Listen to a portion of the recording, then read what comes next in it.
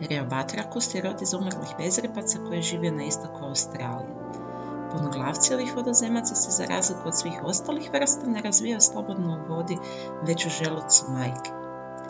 Jedna vrsta roda, Reobatrachus, je prvi put znanstveno opisana 1973. godine, a već se oko 79. godine smatrala nestalom u prirodi, a posljednji primjerak u zatočeništvu je uginuo 5 godina poslije.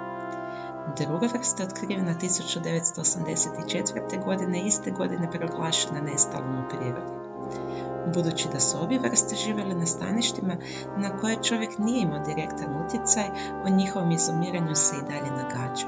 Kao jedan od razloga se navodi vrlo uzak areal koji su nastanjivali, manje od 1000 kvadratnih kilometara.